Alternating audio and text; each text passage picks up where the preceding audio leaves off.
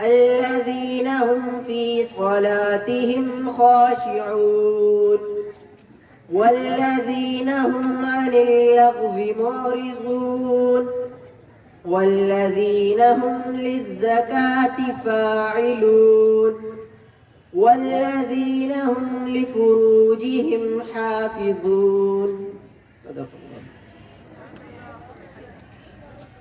دوستو، یہ آیات مبارکہ سورۃ مؤمنون کی ابتدائی آیات ہیں.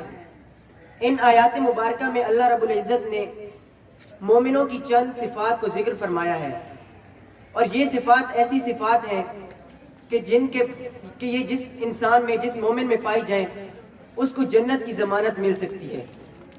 پہلی آیت میں اللہ تعالیٰ نے یقین دہانی کروائی کہ قد افلح المؤمنون، یقیناً ایمان والے فلاح پا گئے.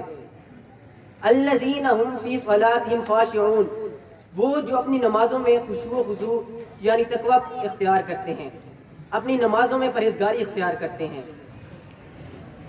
اس کے بعد والذین هم عن اللغو معرضون، کہ وہ بیہودہ اور فضول باتوں سے پرہیز کرتے ہیں، اپنی زکاتیں ادا کرتے ہیں، اور سب سے اہم چیز اپنی شرمگاہوں کی حفاظت کرتے ہیں.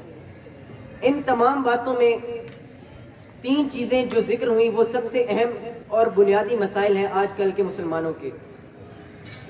مسلمان نماز بھی پڑھتے ہیں لیکن اس میں خشوع و خضوع کا خیال نہیں رکھتے. رکوع کیا تو سجدے کا پتہ نہیں، سجدے میں گئے تو جلسہ اور قعدہ کا جو دورانیہ ہے وہ مکمل نہ کیا. اسی طرح جب بات کرتے ہیں تو بیہودہ اور فضول باتوں میں اپنا وقت ضائع کرتے ہیں، لغو باتوں میں پورا دن گزار دیتے ہیں، اور یہ بھی نہیں دیکھتے کہ ہم کیا کہہ رہے ہیں، جبکہ اللہ تعالیٰ قرآن مجید میں واضح طور پر مومنوں کی یہ صفات بیان کر رہے ہیں کہ وہ بیہودہ اور فضول باتوں سے پرہیز کرتے ہیں. اسی طرح وہ اپنی زکوٰۃ ادا کرتے ہیں.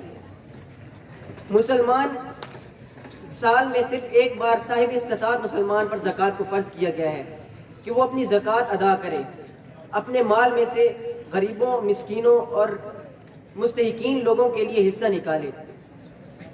چوتھی جو مومنین کی صفات بیان کی گئی وہ یہ ہے کہ وہ اپنی شرمگاہوں کی حفاظت کرتے ہیں. شرمگاہوں کی حفاظت سے مراد کہ وہ ادھر ادھر منہ نہیں مارتے، بلکہ اگلی آیت میں اس بات کا بھی ذکر کیا گیا ہے کہ وہ صرف اور صرف اپنی ازواج اور صرف ان کنیزوں کے جن کے وہ مالک ہیں انہی تک محدود رہتے ہیں.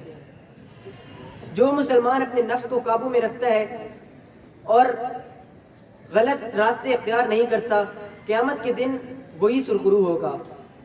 ایک حدیث کا مفہوم ہے کہ اگر تم مجھے دو چیزوں کی ضمانت دے دو تو میں تمہیں جنت کی ضمانت دیتا ہوں،